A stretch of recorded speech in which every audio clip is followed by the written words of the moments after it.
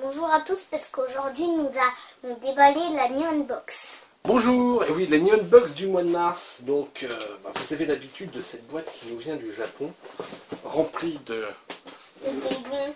Ah bah, il y a toujours un petit peu de bonbons, il y a pas mal de choses, donc, toutes différentes, avec à la fois, donc, tout ce qui fait tout ce qui se réfère à la culture du Japon, mais donc qu'elle soit moderne ou traditionnelle. Donc il y a des choses un peu je dirais pour les otaku, et d'autres choses qui se réfèrent plus à la culture du Japon. Donc à la fois tous ces contrastes et papa, et toute son harmonie. Aussi, il y avait le chat dans le hamburger. Oui, il y a des choses assez bizarres que vous avez l'habitude de voir sur notre chaîne. Papa. D'accord. Voilà. Il y a le petit flyers, donc que je laisse de côté pour l'instant, pour avoir le plaisir de les découvertes. Je laisse ça un peu comme ça parce que ça permet de masquer un peu. C'est emballé donc dans du papier bulle. Il y a... Honnêtement, et attends, tire pas dessus, je crois que je vais le garder celui-là. C'est une page de pub dans le journal. C'est l'affiche de Batman versus Superman. Et au dos, il y a une pub. Mais honnêtement, je vais m'en faire un poster. Elle est énorme. Donc ça doit vouloir dire Dawn of Justice, puisque je crois que c'est le titre. Non, c'est bien, je vais essayer. Là c'est Batman, là c'est Superman. Ouais, qui va bientôt sortir en 2016. Ah. Donc en ce moment, la promo bat son plein. Papa. Allez, ça je le mets de côté sans le froisser. Oh, et aussi dans le catalogue de jouets Lego que j'ai vu à Jouer Club, juste pour la nouvelle série, mais je me suis rendu compte en feuilletant les pages qu'il y avait du Batman et du Superman. Oui, en fait, il y avait un Batman avec comme des petites ailes dans le dos et un flingue à kryptonite. Ouh, Pika! Viens là, mon petit Pikachu. Regardez comme il est beau. Bon, avant que Léo lui fasse plein de câlins parce qu'il est tout doux. Hein, regardez, il est vraiment super. C'est une super chouette.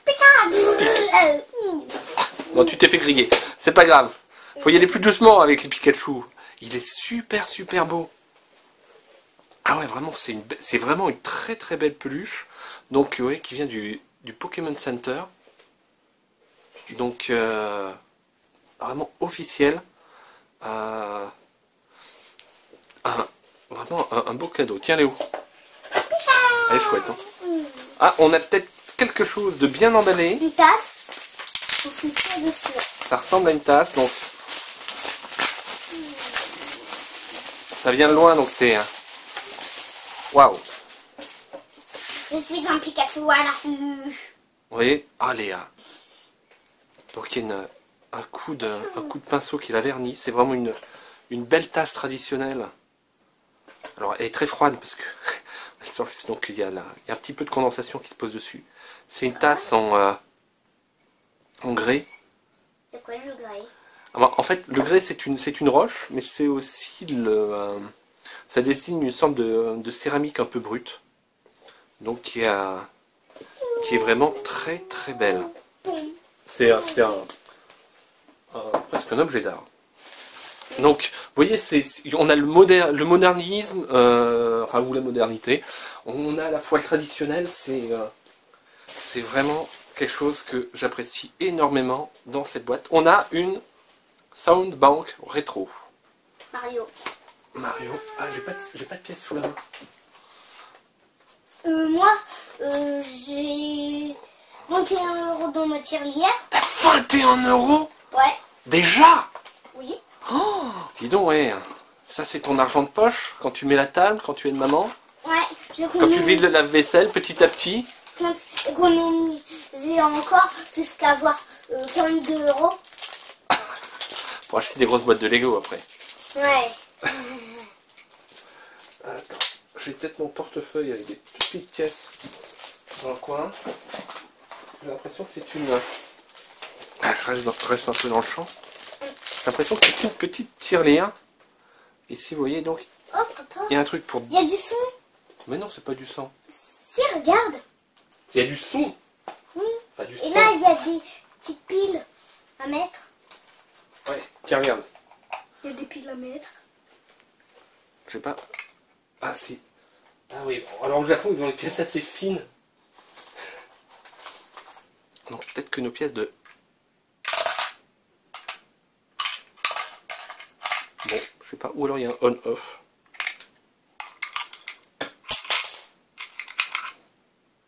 Ah non, c'est que ça n'a pas touché le truc.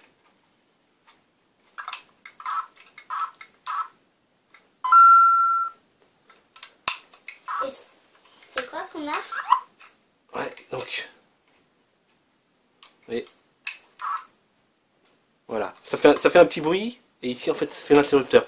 Donc ça marche peut-être pas avec toutes nos pièces européennes, mais je suis sûr qu'avec des yens japonais ça doit beaucoup mieux marcher. Bon, une petite tirelire, je sais pas, peut-être Papa, qu'il y en a différentes. Imagine qu'il... Il y en a différentes, vous voyez, c'est prise au hasard, donc nous on en a une vraiment toute simple, le bloc basique, ensuite il y a le bloc avec les petites briques, les petits points d'interrogation. Et aussi dans les mondes spéciaux où elles sont cachées. Donc elles font peut-être aussi des bruits différents. Ah ouais, celui-là, elle fait un bruit de Goomba. Là, ça doit être le bruit de l'étoile, etc. Ah, donc c'est à collectionner. Oui, Léo, à toi. En fait,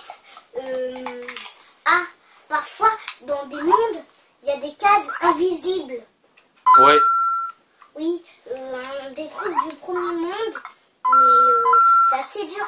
Parce que parfois, il y a un taux à sauver, mais c'est méga dur. Parce qu'il y a des plantes carnivores qui sortent de plusieurs tuyaux. Et au début, moi, j'avais pas vu que les tuyaux ou les plantes carnivores sortaient. Moi, j'ai cru que c'était des tuyaux à rentrer dedans. Du coup, j'étais mort à chaque fois. Et voilà. Et je savais même pas ce qui se passait. En fait, j'entrais dans le tuyau et je ne voyais même pas ce qui se passait dans le tuyau et je suis mort, quoi. Alors là, c'est du matcha cappuccino. Donc le matcha, c'est le thé vert avec une mêlée de cappuccino. Donc ça doit être un peu un truc instantané. Ah, elle, maman qui attendait du thé vert. Alors, on a quoi? On a, je pense, une... Oh, je crois que c'est ça, Isamuna Eleven ou un truc comme ça.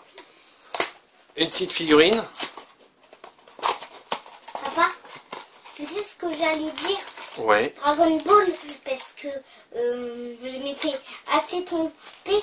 J'ai cru que c'était lui, mais plus jeune, avec les cheveux marrons et toujours son petit habit. Mais non. C'est quoi ça? Ça, je sais pas. C'est peut-être un chewing-gum. Ah, j'adore les chewing-gums. Surtout les chewing-gums Pokémon. Tu vois? Alors.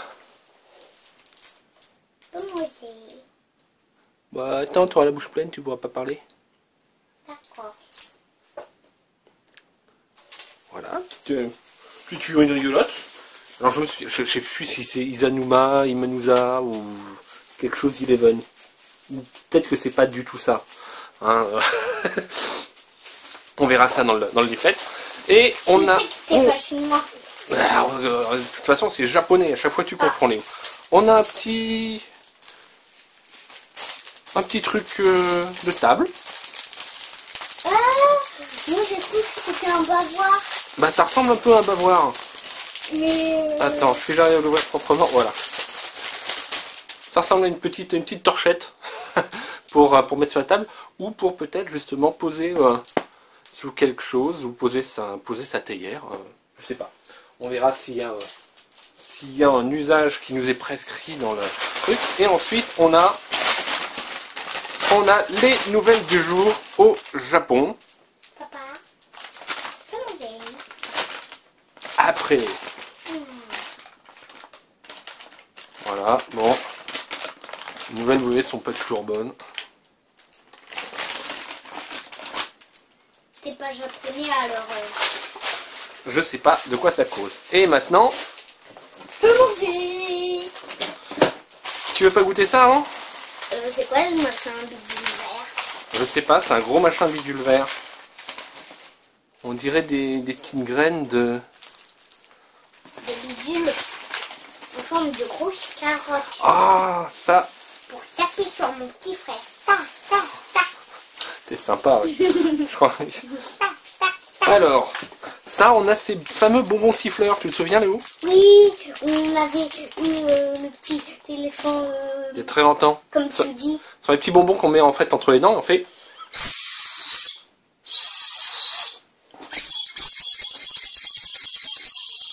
En soufflant en fait dans le trou comme ça. Directement. Hop, ensuite on les croque. Alors je vais regarder. Donc c'est une tasse de thé en porcelaine, fabriquée dans la préfecture de Gifu. Au XVIe siècle, la région d'origine de cette tasse s'appelait Pays de Mino, était très connue pour ses méthodes traditionnelles de fabrication de poterie. Cette tasse porte donc l'appellation Minoyaki, poterie Mino, symbole d'un savoir-faire très ancien et traditionnel. Une peluche Pokémon, donc pour les 20 ans de... Ah oui, c'est les 20 ans de Pokémon. C'est les 20 ans de Pokémon, Pokémon à 20 ans. Cette jolie peluche Pikachu fait donc partie des nombreux articles disponibles uniquement dans les boutiques officielles Pokémon au Japon. Effectivement, sur l'étiquette, on a vu Pokémon Center. Papa? On a la petite serviette Inamatsuri. Ah, pour marquer Inamatsuri, une jolie petite serviette représentant l'empereur et l'impératrice du Japon en habit traditionnel, bon, un peu rond. Exemple de tissu et serviettes, d'ailleurs, ce sont des petites serviettes comme celle-ci sur eux. La tirelire rétro Super Mario, voilà.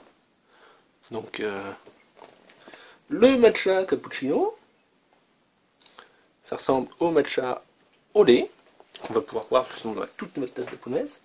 Voilà, donc c'est Inazuma Eleven Go. Voilà.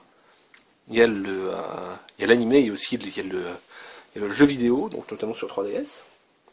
Et on a les friandises japonaises, donc là, qui sont bien détaillées, avec le petit nom en face à chaque fois, Gold 7 Choco.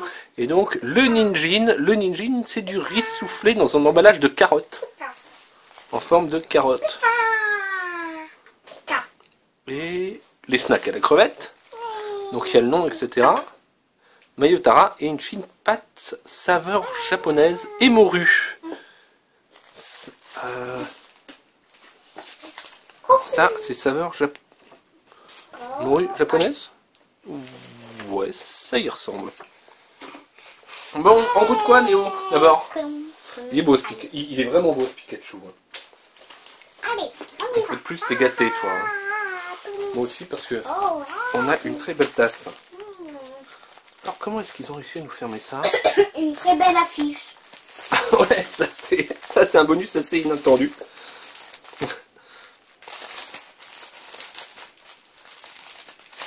Papa, t'aurais pas un gâteau d'anniversaire? Là, c'est du riz soufflé, légèrement sucré. C'est bon. C'est bon. C'est tout simple, mais c'est très bon.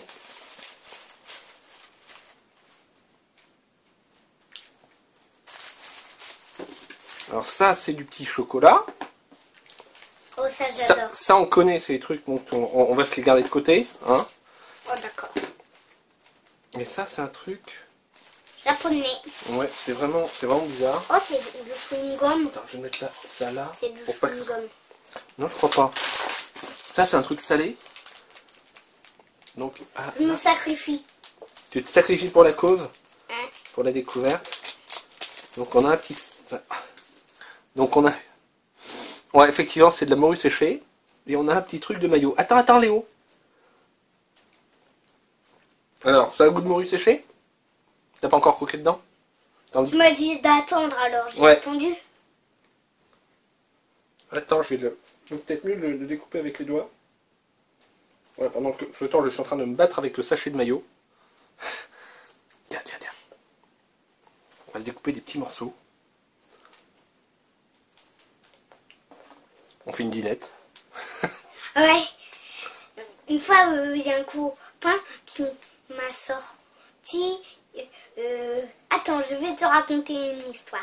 Il était une fois un petit lapin et un écureuil qui jouaient à la dinette. Là, il a fait comme s'il sortait un gros... Là, il faisait... Ratatatatatatatata. Tiens, goûte. La morue maillot. Là, je vais goûter d'abord un petit coup, moi. Nature. suis pas mort. Non, c'est un goût de... C'est un goût de morue, hein. Moi, moi, Moi, j'aime bien la... j'ai jamais été fan de la mayo. Ouais. Désolée. Mais tu peux prendre un bout sans maillot. Donc c'est rigolo de mettre un petit sachet de maillot avec. C'est un bout de morue séché. Allez. Je trouve qu'avec la maillot, ça passe bien.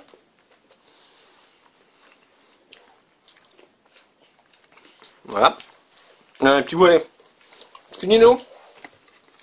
Après, on va goûter les snacks à la crevette. Des petits bouts de chocolat, puis ça, c'est des bonbons assez, je dirais, normaux, entre guillemets. Et les snacks à la crevette. Pendant que Léo mâchouille. Voilà. Le mois de mars est marqué par le pic de floraison des pruniers japonais un peu partout dans le pays, annonçant le début du printemps. À la fin du mois, ce sera les sakura, donc les fameux cerisiers japonais. Donc, c'est vrai que la boîte ayant déjà un an, même un peu plus d'un an, on avait déjà eu une boîte donc qui nous rappelait le thème des le thème des japonais, qui sont beaucoup plus donc populaires que les pruniers, beaucoup plus connus. Pourtant, ces derniers volent-ils des tours. Donc, le meilleur de la culture japonaise et une magnifique tasse de thé.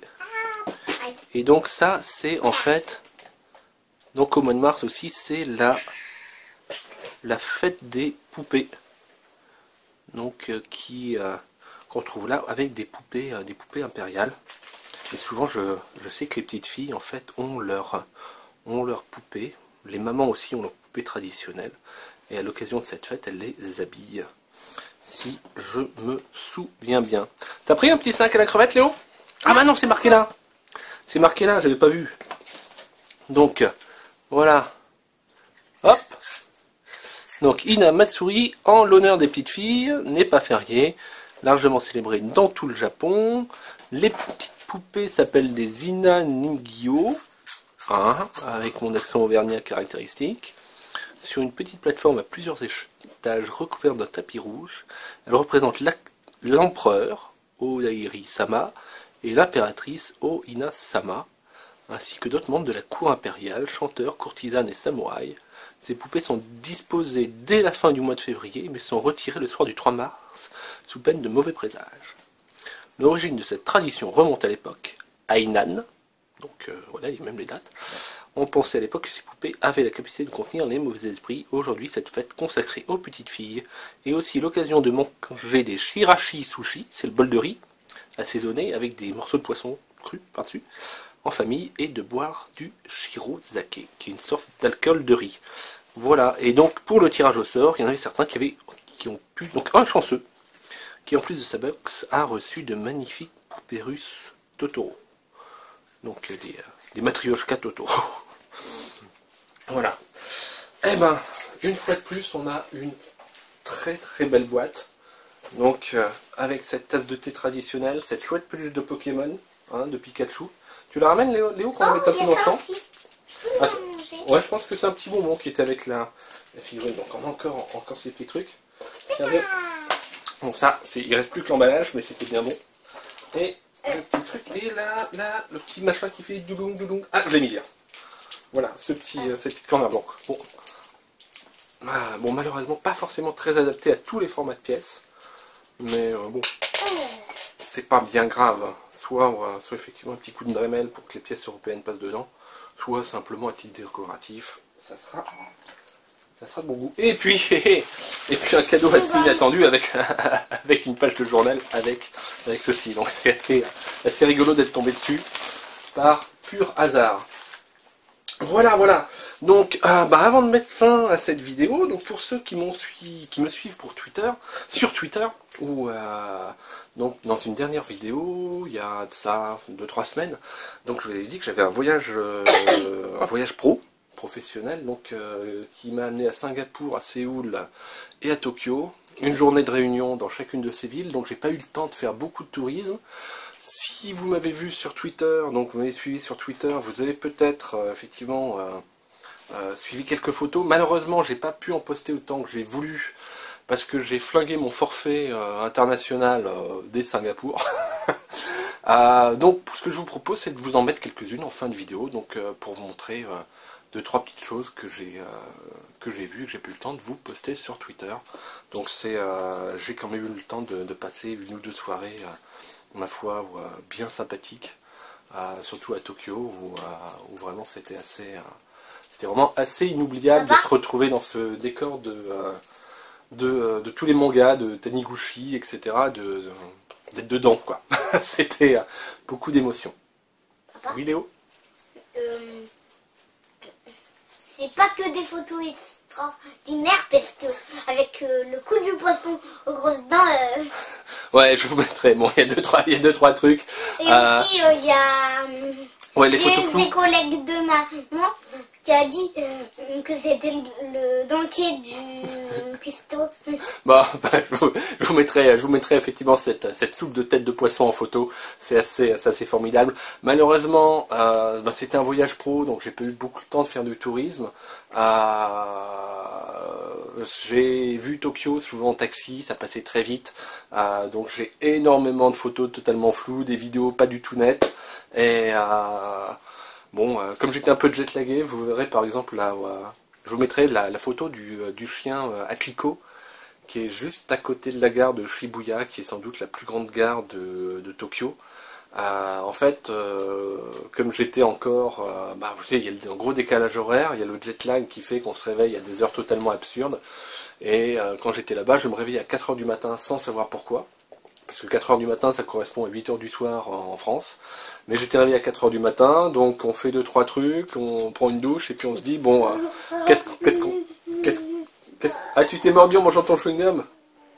Tu t'es mordu la langue. Ah, tu y allais de bon cœur. Et donc, en fait, la statue d'Achiko, c'est le rendez-vous donc des Tokyoïtes. Et ça va, Léo? Ouais, tu t'es vraiment mordu mal. Hein. Allez, fais un câlin Pikachu, ça va aller mieux. Et en fait, aux alentours de 6 h du matin, il n'y a personne autour. Par contre, tout le reste de la journée, c'est gavé de monde. Bon, je vous mettrai des petits commentaires avec les photos. J'essaie aussi de faire pareil avec les vidéos. Un petit montage, enfin, voilà. Donc, j'espère pouvoir retourner un jour à Tokyo, mais cette fois-ci avoir plus de temps pour apprécier cette ville, voilà, qui est formidable. Et dont la Neon Box nous envoie des échantillons chaque mois, en nous donnant encore plus envie d'y aller. Voilà, maintenant, on vous dit au revoir. Tiens, et puis à la prochaine fois. Ciao! Ciao!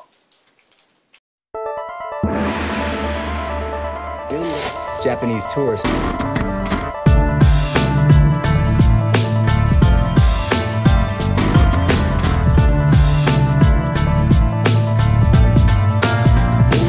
Japanese tourists.